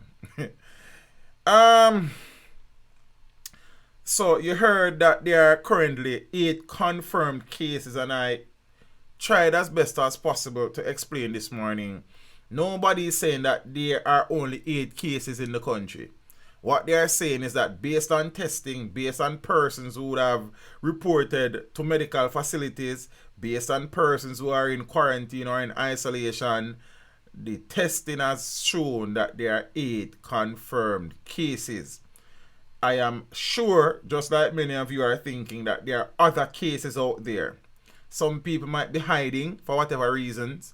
Some people might not be taking it seriously, Zane, and I think that the numbers will rise, hopefully not exponentially, but probably significantly in the coming days as more people start to present. Some persons may be in the incubation period. Some persons may be hiding away. Some persons might be saying it's a little cold or a little flu, and all of them look something. So we'll go and watch it. The reality is that it will get worse before it starts to get better, and the worst is yet to come. That is just the reality. So we just need to understand that and try as best as possible. Teach what you think about. My suggestion is that wherever you are right now, you just need to stay put, you know. You understand? Because it's like you jump out a frying pan and a jump in a fire. See, so my suggestion is that all non-essential travel should be postponed for the foreseeable future. But I am not the expert. But just out of my honest opinion, wherever you're there now, you just lock off. You understand? Until the thing blow off. You see? And thing. So we're going to talk about a couple of things, because them take out the whole live stream, you know what I mean? But you see? Information of a guy road. I've been sharing many videos. I have not spent a lot of time speaking about some of the specifics of the virus. I'll take an opportunity to do a little bit of that right now before we talk about some other things. Blow off, blow over, blow something else. You understand? Now, what are the symptoms of the coronavirus? As simple as this sounds, there are many persons out there who are still not informed. There are many persons out there who has not taken the time out to acquire the information, to arm themselves, to try and meet this thing, Zane, and deal with it. And we still a try, you know, because we are try edify and educate people not really interested. Because I know nothing comedic or controversial or people business. You see? Soldier Ricketts, so I go on. The deadly coronavirus that began in rural China in December has spread rapidly across the globe, infecting whole heap of people. At the last count here was over 135,000 thereabout. There have been several confirmed cases in the Caribbean in recent days. Yet so far there have been no confirmed cases of deaths in the Caribbean, which is good. You understand? And as efforts continue to protect the public and to educate how to detect the deadly disease, here are a list of the symptoms that you ought to be looking out for. Symptoms can range from mild to severe, but some people don't have any symptoms at all for a while, I suppose. The most common symptoms resemble the flu and includes fever, tiredness, and a dry cough. Some develop aches and pains, nasal congestions, and runny nose, sore throat, or diarrhea. I think diarrhea was added to the list recently. In more severe cases, infection can cause pneumonia, severe acute respiratory syndrome, I think that's SARS. Yeah. Kidney failure, and even death. So we spoke about renal failure this morning. According to the WHO, roughly 1 in 6 people will become seriously ill and experience breathing difficulties. If you experience fever, cough, shortness of breath, you ought to contact a medical professional. Sorry, please. I'm trying. I try. See, I'm working on that. I wash my hand like I've gotten up and washed my hands about 4 times during the video. I am working on it. See, it's hard not to rub my nose sometimes because I'm a sinus and them something. See, while there is no cure or vaccine to prevent COVID-19, these precautions are advised. Avoid close contact with person with cold and flu-like symptoms. coughing, sneezing, etc., especially as they transit through airports. Maintain a distance of at least 2 meters, this is saying, from any individual with respiratory symptoms. Wash your hands frequently and thoroughly with soap and water or hand sanitizer if hands are not visibly soiled, especially after direct contact with ill persons or their environment. When visiting live markets in areas currently experiencing cases of the novel coronavirus, avoid direct, unprotected contact with live animals and surfaces in contact with animals. The consumption of raw or uncooked animal products should be avoided. Raw meat, milk, or animal organs should be handled with care to avoid cross-contamination with uncooked foods, as per good food safety precautions. Important. See? Now, peeps, this morning during the stream, I addressed the situation surrounding patient 0 and a photo that has been circulating on social media purporting to be her. I would have told you what I think about that. I would have told you why that is a bad idea. I have also received information now where her family members are suggesting that they have been targeted by people who are accusing them of, you know what I mean? Whole heap of little things. Hard pill to swallow. Aunt of first coronavirus patient says family has been bad-mouthed. Family members of patient 0, the first person to test positive for the novel coronavirus, COVID-19 in Jamaica, say they have been subjected to harsh and unkind words by some members of the public. We just want people to know that my niece did not intentionally contract it and pass it on to anyone. Like a common sense that. Zin?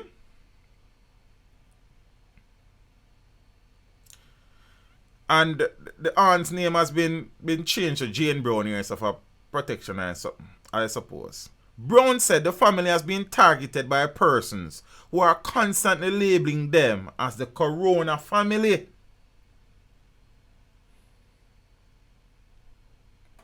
I am worried now, God knows.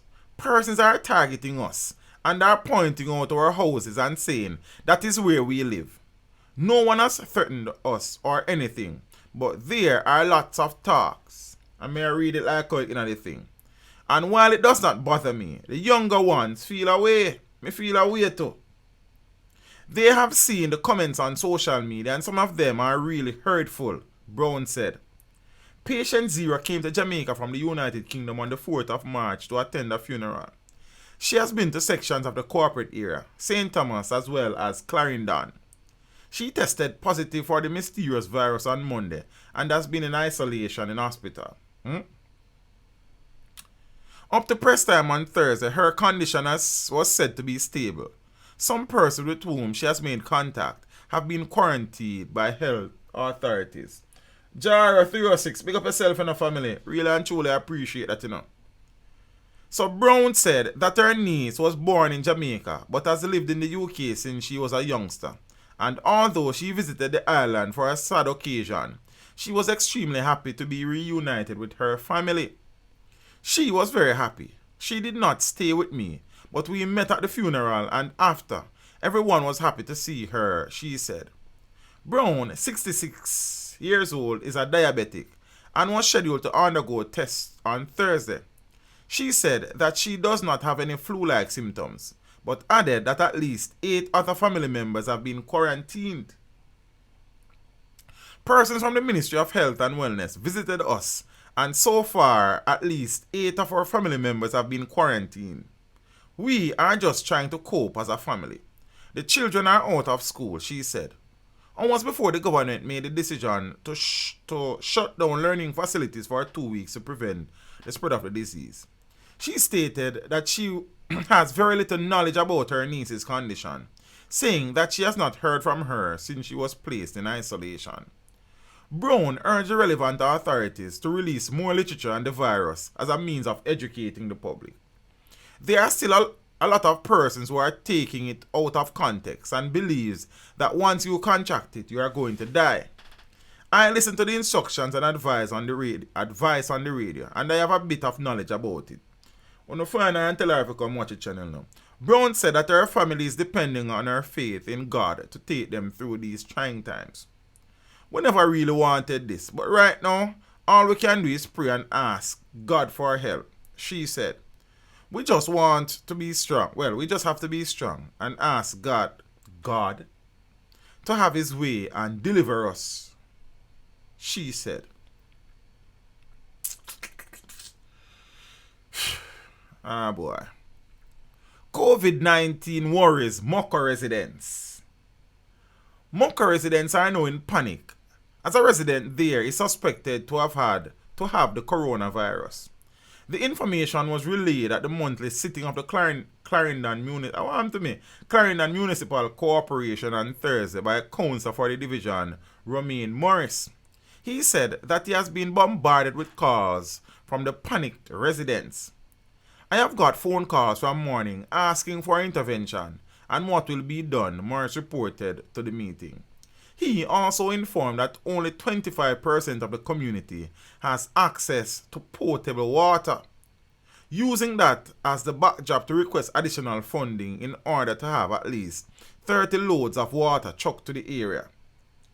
Sharing the seriousness of the situation, Morris said the person who is suspected to have the virus operates a shop in the community. Whoa. And he also hosted a bingo game which many attended. Morris informed the Star, which published this, during an interview that there is an increased sense of panic in the community. I am quite sure that the Ministry of Health will be intervening and will play a keen role in this. So what I am asking now is for our residents to come and listen to all the guidelines that the ministry has released.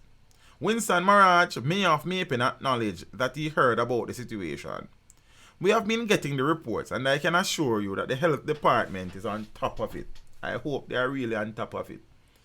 Yes, and the thing I get serious, Zane. So Moko is panicking right now, as one of the persons confirmed is a resident there, operate a shop there, keep bingo party, so you know I think. Also, patient 0 is believed to have attended a funeral in Clarendon. My understanding. I'm not certain about that. I know that she attended a funeral. Where exactly is the funeral? I'm not really sure, but I think person have said that it was that funeral with the posh grave in Thompson, Clarendon, and the Mocha region there. The ministry is also asking persons who attended the funeral to come forward.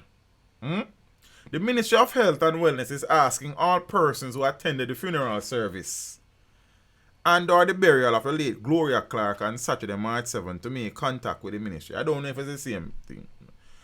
In a release, the ministry said the first patient who tested positive for the coronavirus in Jamaica attended a funeral, and as a result, they are trying to locate individuals who were also there as a precautionary measure. The interment following the funeral was at Meadows Memorial Gardens. Oh, another one then. See? The health ministry said those who attended either ceremonies are being asked to make contact by calling any of the following number. 888 love, which is 888-663-5683. 888-7. You know what? I'm going to say I can post all of them. Because I can't bother talk about all of them. Boom. Hopefully them fit. Yeah, see them there? So those are the numbers. And thing. Yeah. Things that are weird. So before we move on still, you don't know, so we are going to share some things where the info, because some people still don't have the info, so every chance I get to share some info, either me talk about it or I give the opportunity to persons who know it more than me for talk about it. So this is one video, so we're going to run through some videos and them things there. See? But before I do that still, I need for do a little business. You understand? This kind of new still, but we're not going to see what going on. Hold on until I something I do. Yeah, I must take the opportunity to shout out the sponsor of this stream, Island Sales App. So, we know what we're going in our dance. Are you looking for the smartest way to buying, selling, and searching for a huge range of products? Introducing Island Sales, a simple and safe place to browse your items, shop the latest and trending branded items for your needs. With Island, you can find what you are looking for easily, save your time, and enjoy your items. Sell anything in just a few clicks. Chat instantly with buyers and sellers. Get the best deals. Customer support at any time. Download Island Sales today.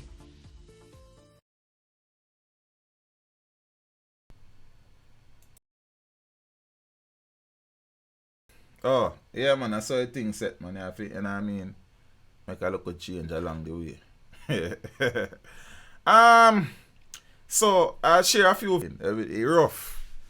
You see me? I say, so that was a health minister of Singapore with some very, very timely information and thing.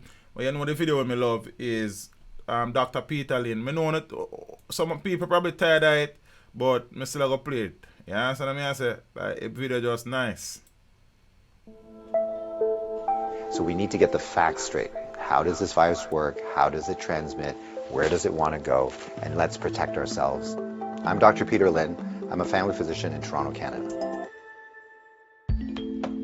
The coronavirus is a family of viruses that can cause as mild things as just a common cold, all the way up to SARS or MERS. These are these bad pneumonias that we're talking about. And basically what these viruses are, they look like a tennis ball with all these spikes sticking out of it. And depending on the type of spike, it allows that virus to attach to certain places. So some viruses, they have the spike that attaches to your nose. So basically you just get a common cold. But the SARS virus and this new virus that we're talking about has the spike that allows it to attach to the cells in your lung. And when it attaches there, it puts in information to make photocopies of itself. So it uses our equipment to make more viruses. I'm declaring a public health emergency of international concern over the global outbreak of novel coronavirus. Most of the coronaviruses live in animals. In this particular case, it was from Wuhan. There was a fish market where they were selling live animals. And the thought is that the virus was in a live animal, then it crossed into a human. But then what we found was that people were getting sick in terms of healthcare workers, in terms of family members that were looking after them, which now meant that the virus can pass from human to another human. Just like all viruses, it needs to reach a target, which is your lung. And it has to get there with your help. It has no feet and no wings. So therefore it needs us to move it there. So that's why we keep saying, don't hang around sneezy people because you're gonna breathe it in. And don't touch your face because that's how the virus is gonna get in. The masks are helpful, but they're not necessary because they're leaky. The ones that you and I buy basically have pockets here, so therefore the virus can get in. What the masks really do is they stop us from touching our face. If you're sick, we tend to mask you, so therefore you're not spewing out the viruses to other people sitting around you. The true people that have the real masks are the N95. Those are sealed. These are for the doctors that may be caring for their patients. So in the beginning, the coronavirus will cause kind of like flu-like symptoms or a cold. So people just get the stuffy nose, that kind of thing. But you'll understand that as soon as that virus starts manufacturing in your lung cells, they're producing all these copies of the virus, all of a sudden now you kill the lung cells. So now you can't exchange oxygen. And that's why one of the early symptoms is people get very short of breath and they tend to have a difficult time breathing, and that's why they end up in hospital. So currently, unfortunately, we don't have a direct treatment for the coronavirus. So we don't have a medication that can kill it off. And so it's really supportive. So in other words, the patient can't breathe, we give them oxygen, help them to breathe. They can't drink, so therefore we give them fluids to support them. Their kidneys begin to shut down, we help them with all those things. So it's a very supportive process. This is a new virus that we've never seen before. So our immune system, our army, are having a hard time figuring out what to do. So usually what we have to do is we make something called antibodies. So these are things that can grab onto the spikes that we see on the virus, and it'll get rid of the virus for you, and that will actually bring you back to good health. So therefore the elderly may have a worse outcome, and of course the young children. So the babies, their immune system is not so good either, so they may not make those antibodies as well. So just remember, your hands may be with virus. Virus cannot hurt you because it can't get through the skin, but the moment I do this, now I've brought the virus right to where it wants to go. So let's remember not to touch our hands to our face. So let's say you think that you might have been on a plane or you might have bumped into somebody that has it. What should you do? So the first thing is to contact a healthcare worker to tell them that potentially you have it. If you're feeling symptoms and you're going to go into a facility, call ahead. Okay, so whether you're calling the paramedics or whether you're calling the hospital or your doctor, just mention that you were on a flight. If you don't have any symptoms, then what we do is a little bit of a self-quarantine. In other words, we can just keep you away from other people, and so you don't go into parties, don't go with your friends, don't go into public transportation. So we can contain it very easily by making sure that you do a self-confinement, so to speak, for the, let's say, 7 to 14 days is the longest incubation time. So after that, if you're feeling well, then you don't have anything to worry about. So if we get the facts right, then we don't have to be overly worried, but we do the right things so that we don't get the virus ourselves and that we don't pass it on to others. And if we look after each other in this way, this virus will have nowhere to go. It needs us to move it, it needs us to make copies for it, and if we don't help it, then the virus will stop. So we have the power to do that right now. You see, when there's something gone, we start one petition for Dr. Peter Lynn to be awarded the Nobel Peace Prize. You understand? Dr. Peter Lynn has become the face of hope for persons who are trying to get information about this thing. He's just so calm and reassuring. You understand? The man make it look like a local cool. You see me I say? That is what knowledge and experience does. Really and truly brilliant video. And as such, I think he should be recognized somewhere along the line for that video alone, plus the work that I am sure he's doing, helping people on the ground in Canada, because I think that is where he's located. Zane and them something there. Brilliant video, man. You understand what I say? And thing. We don't done with the video them, you know. You understand? I have our next one. I'm say I can't find it. In the list, because we never use it this morning. Somebody from the World Health Organization. I tell you what can be done. Zane and thing. I'm gonna say. I don't find it in another list here, so I don't know why. Let me say I can search for it. What can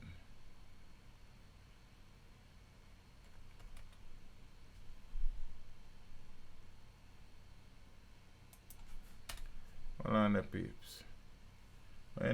What can people do?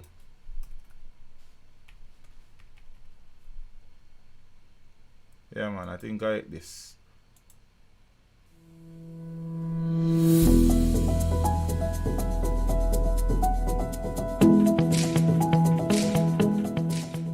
There are several measures you can adopt to protect yourself and others from getting the new coronavirus.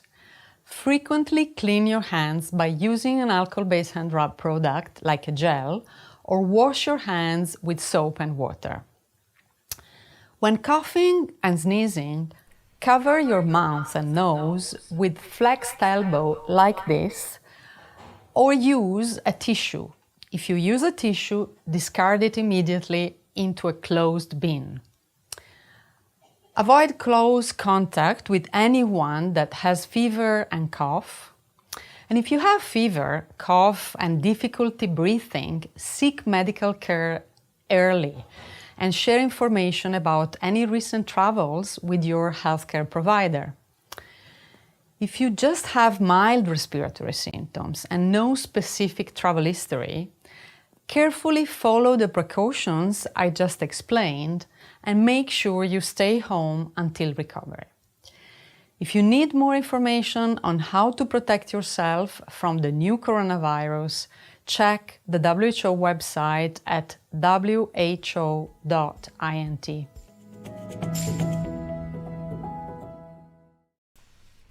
And peeps, I would have made some points during the stream this morning. I placed those in an individual video which I uploaded in the day. Some of the misconceptions and preconceived notions and rumors currently circulating about the virus and how it can be treated. That video is a good watch as well, but I'll not bore you with my voice or my face anymore and things. The things that are way, depending on what developments occur overnight. I may stream in the morning again, I am not sure. I have an interview tomorrow, so I have to go wake up and get ready for that. Plus we need to go through and retest the gear. As I told you, they got drenched last night while I was interviewing Admiral Tibet and thing. I say about 50 minutes I stream and rain with inner, like the whole of my shirt wet, everything. Yes, and my pants wet, my shoes, everything just wet up, and like I couldn't just done the interview still and thing. I want to look at, boy, I don't know. I want to see it next week Sunday. You understand? So now peace. Back to regular programming for the time being. Yes. Carl is saying that they caught some people in Taiwan or Thailand. They wash the mask after they were used and iron them and resell them. Be careful of them little things, eh? Enough little things are going on. Trelawney woman held in relation to seized AK-47 assault rifle and more. The Trelawney police have taken a woman into custody for a questioning in connection with the seizure of an AK-47 assault rifle, a number of assorted rounds of ammunition, and lottery scamming paraphernalia that were found at a house where she was an occupant on Wednesday. Reports are that during an operation, members of the police, a joint police military team, went to a house in D-side Trelawney where they conducted a search. The search yielded an AK-47 rifle with a magazine attached containing 15 rounds of ammunition, 33 7.62 rounds of ammunition, along with 133 lead sheets and 10 exercise books, both containing identity information of persons living overseas. The seized rifle was the third firearm recovered by the Trelawney police in the start of the year. Last year, the police in the parish recovered 23 illegal firearms in the parish, a big improvement over the 8 guns that were seized the previous year. Yes, and some persons are suggesting that since cases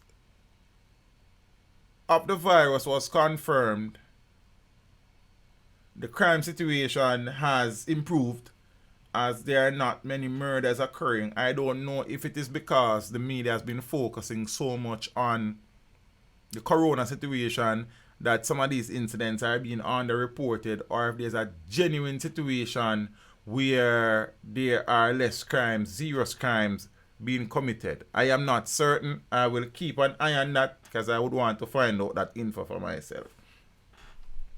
I did this video today, nobody not really watch it. Just me and my daughter and probably my grandmother. 3 away. But that's how it goes still. You understand? I know so we have bigger problem to deal with right now still.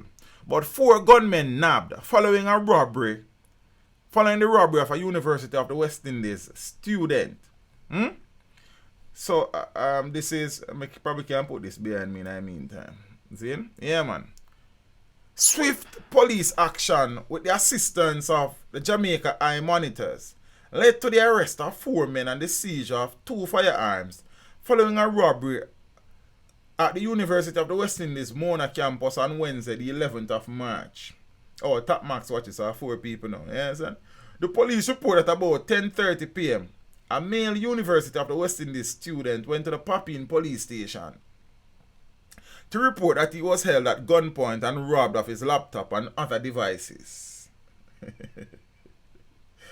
Cookie says she have a gratitude. An investigation was launched and one of the stolen electronic devices was tracked to the Mandela Highway and Portmore areas of St. Catherine.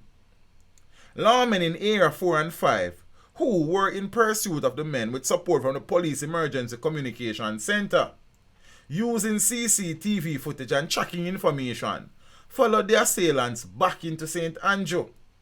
The Nissan Note motor car involved in the robbery was intercepted by several police units as well as members of the military at the intersection of South Avenue and Constant Spring Road in St. Andrew. The suspects were arrested and the weapons, a Glock pistol, a .38 revolver, and 2 magazines were seized. A laptop and several cell phones were also found inside the vehicle. Additional information released by the police after the incident said that they also seized 40 rounds of ammunition and another suspect was taken into custody. I'm not sure of the details surrounding that one. I must take the opportunity to say well done to the police and military personnel who were involved in this. And glad the student got his devices back. So true, MS. This was very professional. This was well executed. The technology was used in a most effective way. And the results are there to be seen. I wish I did somewhere more light posted. You understand? I say look more light. Right? But well done to the police officers. We don't normally give the police them credit when them do good things and we cuss them when them do foolishness. So me at the time out to say big up to all the security personnel who are a part of this operation. And well done to the young man for acting quickly and reporting the matter to the Papine police station, who then got the ball rolling, and Jamaica I was able to track down the vehicle and them something there. You understand? And I am also happy that the police executed the arrest of the men without firing a single shot. I know some people in the comments that say, yo, why the police them never dash them and rub them out and wire them and tire them and them something. But the reality is that, you see, it not really works still. If the police lives were threatened, then a different story. But the youth them look like them that cooperate. You understand? So right now, them got in isolation. You see me? And thing. Well done to the police them. You know there would be no audio with the thing because the CCTV thing. So you have to just go and watch it. You see me? And them good things. On my way to do the interview yesterday, I started receiving voice notes in relation to an incident that occurred in Portmore. When I got home, it did late and I did tired and wet up and me gear them, I didn't worry about them and I have to go blow dry them and all of them something and wipe them down and things. So I never really get around for even spending much time looking at this story. I know that many of you would be familiar with it because you guys are on social media. Plus, you guys watch other channels, naturally. You understand me? So I'm sure that other channels would have done videos on this story. Woman shot dead in Greater Portmore. The Portmore police are investigating the circumstances surrounding the murder of a woman by unknown assailants in the 8th West community of Greater Portmore, St. Catherine on Thursday evening. The woman was reportedly shot dead at the gate in front of her home. A frantic voice note making the rounds on social media suggests that she was shot dead by men who were on a crime spree, committing at least 2 robberies in the area before climaxing in a deadly encounter with the woman. According to the voice note, the men reportedly escaped in a black station wagon Subaru with foreign license plates. So the corporate communications unit confirmed that a woman had been shot and killed in an incident in Greater Portmore, but had no details about the incident because investigators were still processing the crime scene at the time. Ah, boy.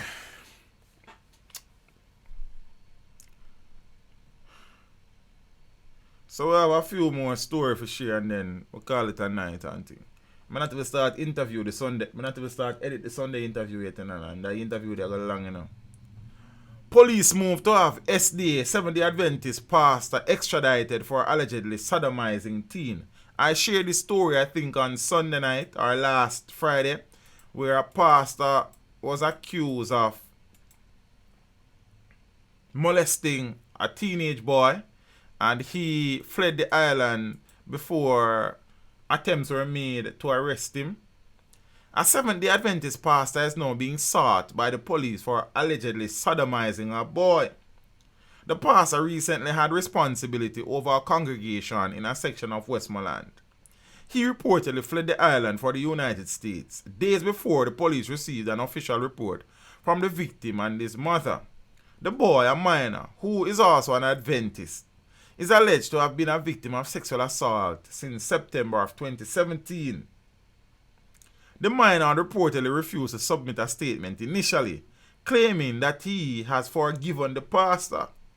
However, after being referred to the Child Protection and Family Services Agency and Victim Services Division of the Ministry of Justice, the boy was encouraged to give a formal statement, and the police say they are collaborating with their overseas counterparts to locate and have the accused pastor extradited.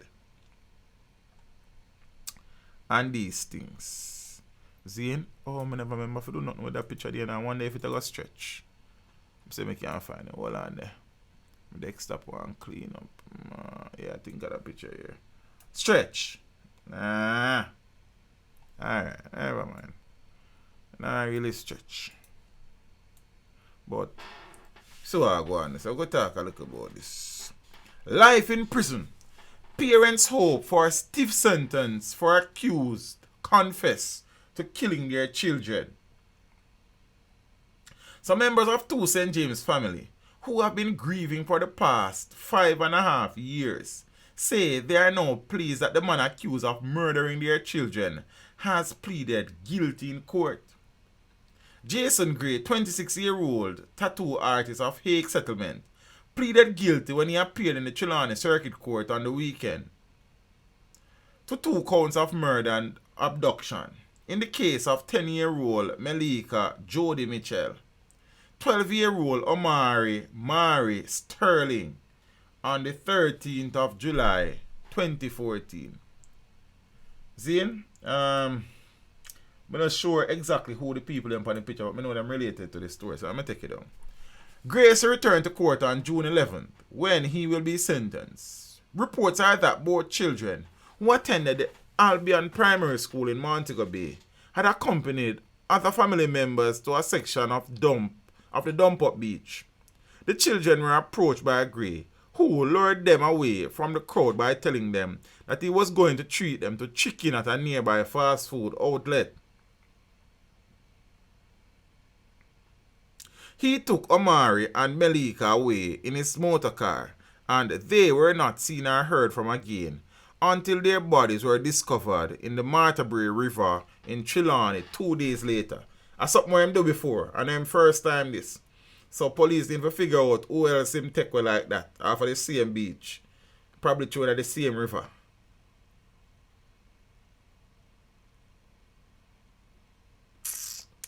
Other children who were in the group at the time with both victims gave the police a description of their abductor, and he was later arrested and charged. Well done to them youths there. Following the court hearing, Zane, the newspaper revisited the community of Greens in Paradise, Norwood, and spoke to Shernet McLeod, Omari's mother, and Melika's parents, Devona Carr and Ronald Mitchell. They expressed joy that Gray pleaded guilty, but they said they will not be satisfied until he has been sentenced to life imprisonment. He probably now get life, no, maybe still, but very unlikely, same kind plea, he might get a reduced sentence, ain't it? Right now, I don't think I'm going to ever come back to normal unless the police them hand over the killer to me, Carr said. Right now, I feel a little bit better, saying plead guilty. Just when I was about to give up, but I think them to bring back hanging for them kind of money. And I think him first to get hung. Mitchell said that ever since that incident, he has had constant nervous breakdowns and is still unable to operate his taxi properly. You understand? Omari's mother said that she will not be able to sleep at nights until he is put away for her life. After 5 years of discomfort and pain, I think the best the judge can do for we is send him away for life and ensure him don't come back out at the road to harm any other children. Other community members say the children are dearly missed and they still hear their voices at nights calling out in a playful manner,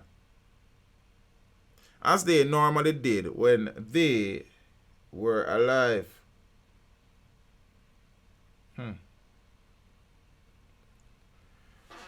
Yeah, peeps. Are them little things that go on. Some more things go on, but I couldn't bother.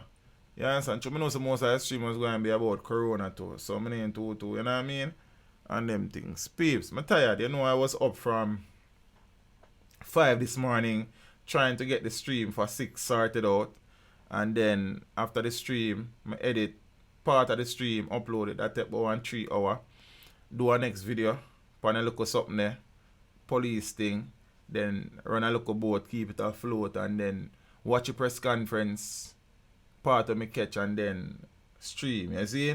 And things. So I go get a look at rest. You see me I say? Because as I say, I have an interview tomorrow. Plus I need to edit the interview that will be premiered on Sunday. For the persons who don't know about that, each week, Sunday mostly, I upload an interview 1 per week. This week will be a fun one. I'm not telling you but it's different. It's not gonna be nobody who don't expect. You understand? I'm not gonna surprise. I'm not gonna love it still. You see me? And thing, I share some interview with Tibet yesterday, so I guess I'm not gonna figure out when that one day come. Now I tell you who me interview tomorrow. Just know it's a female. You understand? Cause I'm with the girls, that's how it go. Love me from head to it. You know what I mean? Yeah, man. So, peace. Where they are go and hold it. Mega bant and I bet. Then you bet your money now. You understand? Cartel say, bet my money.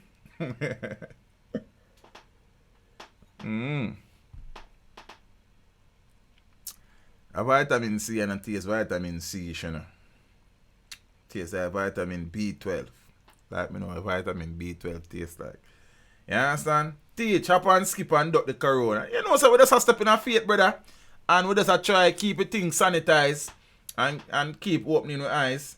You understand? And them's up there. Because the work have to go on still. So we just a try practice things that my Dr. Lynn teach me. Dr. Lynn, I'm a friend and I'm going to know. I'm a virgin.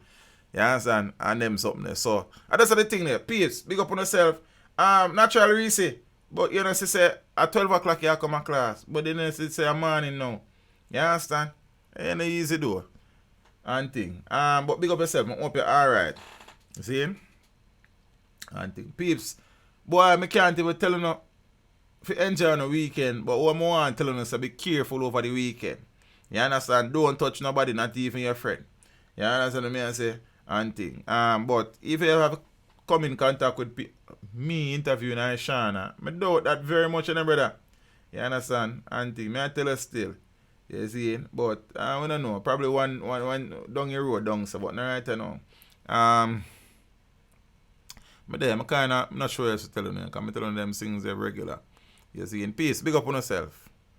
Try to be careful, try to be vigilant, practice good personal hygiene, wash your hands as often as you can. Don't touch your face in terms of your nose and your mouth and your eyes. Zine, disinfect your areas where you use the most at home. Zine, walk with your hand sanitizer. You understand? Your Lysol if you have that and them things there. And try to keep a thing on a level. Try to keep the social space, especially from sneezy people and coughy people. You understand what I say? And thing, that close contact thing there. Zine, so that kissing something there and probably that sex something there, you probably need for just give it a break. You understand? Until Corona give you a break. You know what I mean? Because you know what thing go. Be careful. So right now everybody quarantine, but if you don't go on the road, you don't know the regular things them. I know about telling them tonight, but I don't know them, I don't remember them. You understand? I'm going to sort out a few things, peeps, and get some rest. Zane. I appreciate the support. I know some people camp out this morning, some people camp out tonight. I know a thing go. Some people now camp out. Vitamin H2. You see me as a piece, big up on yourself, you know. You understand? Walk, ride and drive with care. Be cautious. Zane, and them something there. Enjoy your weekend as best as you can. Let go the public gathering them and know what go on. And them something there. You see me I say, peeps, big up on yourself. Sunday, 8:30.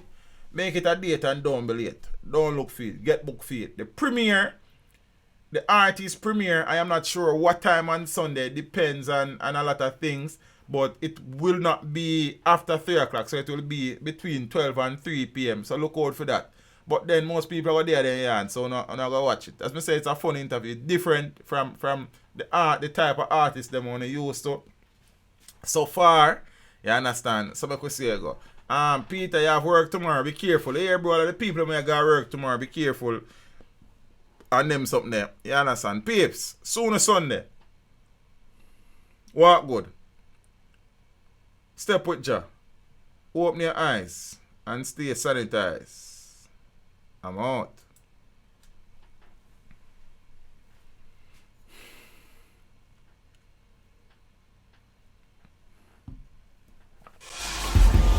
Teach them! Hey, yo, hello! Send the message and make it reach them. It's teach them. Right here. Warlord representing.